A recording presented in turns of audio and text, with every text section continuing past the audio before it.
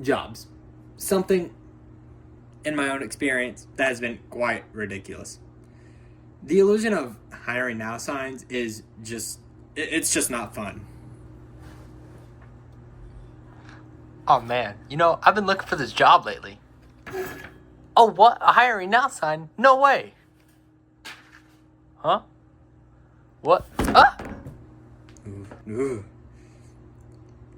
But at the same time, I'm a busy person with a busy schedule. So I understand that employers are looking for full time workers that can work 24/7. But one day, I can pick a job, a full time one, out of high school, out of college. What will that job be? I don't know. I was thinking about teaching or thinking about being a police officer, but the job's pay for that is disgustingly low. I mean, like, for the work they put in and the work that I see with my own eyes, it is disgustingly low. And I want to fix that.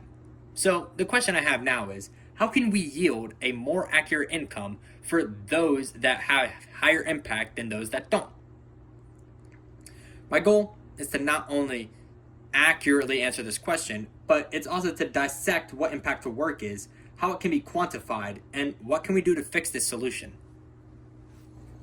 Now, this question may make you think, does higher pay always constitute impactful work? No. Well, I mean, kind of. Well, it's hard to say. Now, let's look at the definition of impact before we get into this mess of a topic. Have a strong effect on someone or something. High rates interest have impacted on retail spending. Perfect economic example, which is phenomenal for what we're talking about. Okay, so let's look at it. Who has a good impact? Civil engineers. We'll go with that. Civil engineers. Are they impactful? Yes. Why? Because civil engineers are responsible for the infrastructure that makes up the city you live in. Teaching. Highly impactful teachers make the next generation of workers. Police officers keep the streets safe and do so because they love to.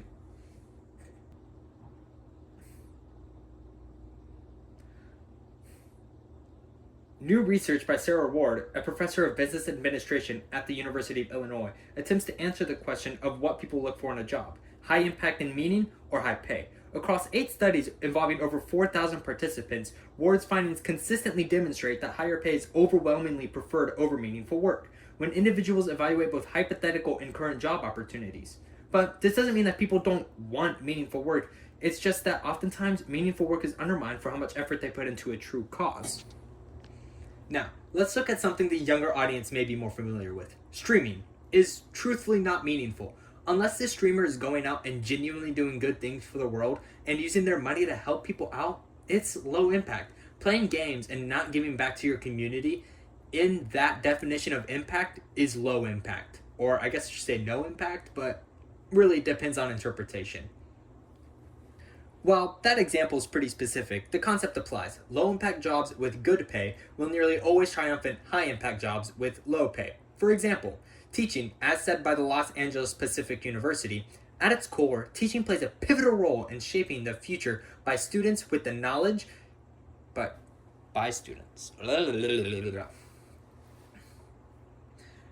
While that example is pretty specific, the concept applies. Low impact jobs with good pay will nearly always triumph in high impact jobs with low pay. For example, teaching, as said by the Los Angeles Pacific University, at its core, teaching plays a pivotal role in shaping the future by providing students with the knowledge, skills, and guidance they need to thrive. This job has an extremely high impact. Think about it. Without school, what would parents have done to maintain both work and their young kids at home? Older kids might be okay, but school has taught life lessons for students for many years. Teachers are also a large percentage of kids' reasons for turning their lives around. Teachers have inspired them to grow, change, and see the world around them differently. For some ground evidence that isn't personal experience, here's a graph based on research from YouGov US. But while the profound amount of pillaring that teachers provide for their people is preposterous, pterodactyl, police officers do similar pillaring for people of the planet. The importance of police in any country is the same as teachers. They simply help out with what teachers generally don't have to deal with: crime. Not having police officers to help keep crime low is the first step to anarchy, which is not what we want. If you want a rough idea of what a world without police is like, watch any Purge movies, then loop those 12 hours 728 times. This is what a year of no crime is mapped out to be, roughly. Cops prevent that. Without cops to make arrests and to save victims from robbery, assault, and any other bad crime I'm not going to talk about, society would go downhill pretty fast. Well, how much are police officers paid, you may be asking? And that's a hard question to ask on the national scale. But in Georgia, the median is $50,000. Now, of course, this shifts with experience and division, but when I worked at Dairy Queen and W&B Factory, I made a minimum of $12 an hour. W&B varying with tips, but assuming I worked consistent 40-hour weeks for 52 weeks, that would map out to about half that income. Sounds insignificant, right?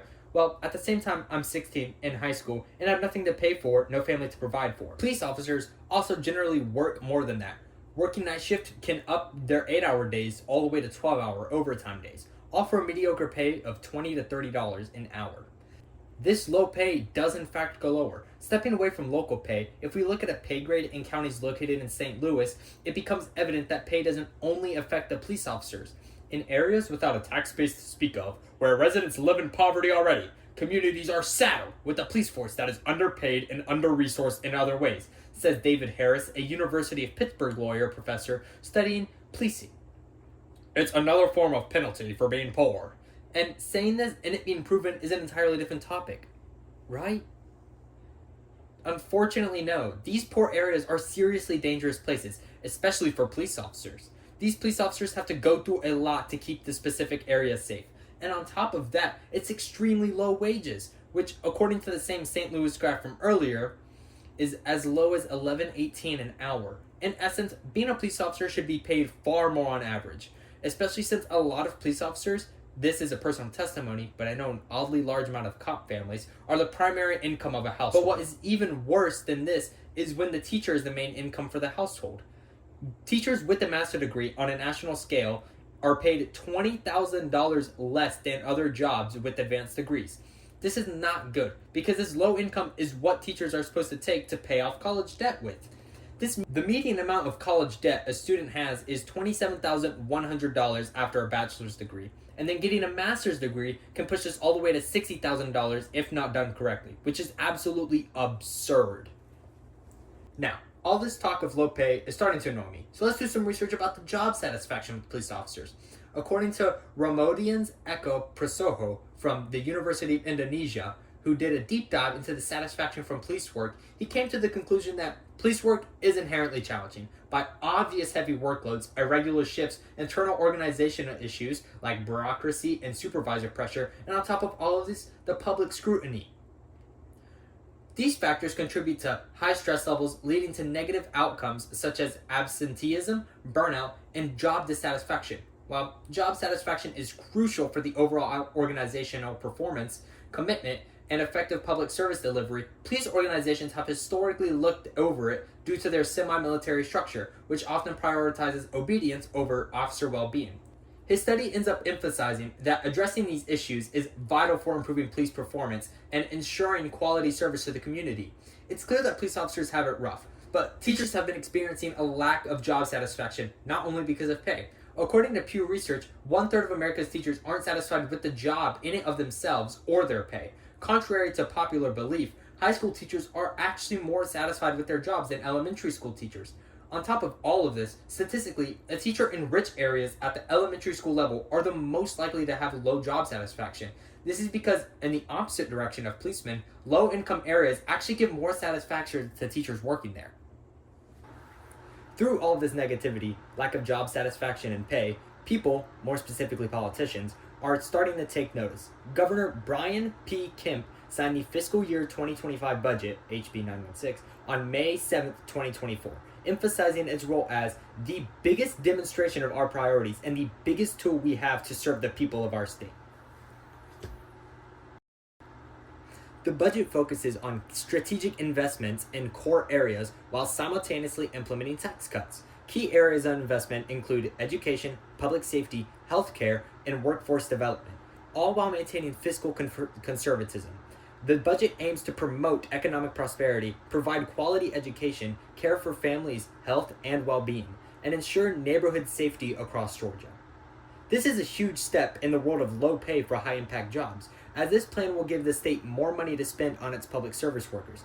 Due to this increase, possible side effects in teaching and law enforcement departments could see a state rise in overall employment with promise of high pay. On top of that, in an interview with Governor Kemp and First Lady Marty Kemp, it was said, in recent years, we've paid our offer to competitive salaries to these hard-working men and women. And this budget furthers those efforts by offering a 4% cost of living adjustment for state employees. And on top of this, Governor Kemp signed a similar fiscal year plan for 2026. This is with the intent to still help teachers and law enforcement officers. Internally, what they are doing to raise the wages is providing a $2,500 increase to the base salary for every step on the teacher's salary schedule, plus an additional $1,500 per teacher. Teachers not on the salary schedule will receive a minimum of 4.2 Internally, what they are doing to raise the wages, well, the plan will...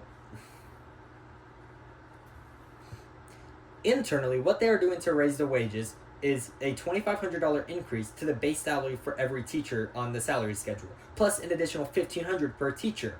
Teachers not on the salary schedule will receive a minimum of a 4.25% cost of living increase, which means they will receive a minimum of 4.25% increase to their salary to offset the rising cost of living. Now, how do we apply this concept to a national level? Well, we can, but instead we can use tax dollars as a realistic solution if we apply it correctly. To truly make an impact-based salary, which is what I've been striving for this entire time, is applying what I'm going to call the good work policy. A policy that encourages teachers to make more students pass and help them better themselves for the future. Paying in accordance to their impact on student lives would not only limit the economic shot in the foot that universally raising wages might do, but it would also reward the right teachers and make the right people see teaching as an appealing profession. If this works correctly, this will allow more people to be teachers, which will solve that issue. I don't know, I'm just talking. That's not even on the script. Now, at this point in the video, you're probably thinking, wow, all of that was delivered by a sloth. And obviously it wasn't, because sloths can't talk, nor can they talk this fast. I talk fast, I know. But you're probably wondering, well, this guy behind a sloth, hiding, does he have his own, thoughts on this? Or is he just doing this because it's an assignment? The answer is, I do have my own thoughts on this, of course. So I'm going to come talk about him. Hello, I'm Will, and I'm going to be talking about my own personal experience with this topic, because why would someone talk for so long about a topic they're so unfamiliar with? Really not that familiar with it. Factually. I am, though, with pathos. Ethos, logos, pathos. Yeah, the whole pathos thing, I'm pretty good at it. I really understand this topic, and that's why I chose to talk about it. I live with a police officer, which is why a good bit of my video essay is talking about police officers. I also am pretty close with some of my teachers at my school. And I just wanted to come and talk about my experiences with them and why I decided to talk about their wage. First reason is because it's an economics class. Second reason is because I experienced the work that police officers have to push to make a reasonable living. The first step to that reasonable living is, of course, working a lot. And I mean a lot. A little too much. I'm not home a good bit of the school year just because I'm busy with, I do theater and band. So after school can be kind of picky for me. And when I do come home, she's not home. And I'm like, where's KB? I tell my mom one. She's like, oh, mom two is at X part-time. Most of the time it's like school dances. But she's literally just working extra hours on top of normal 8-hour days. And a lot of my teachers tell me to not become a teacher. Why? Oh, not because I don't think you'd be a bad teacher. In fact, I think you'd be an alright teacher. You just don't make enough money. I want you to make some money. Go out and make money. Do something you like. I like teaching. But that's just really short version of my own experiences. I want to keep this video under 20 minutes because that's a reasonable time frame. So I will say, thank you guys for watching all the way through.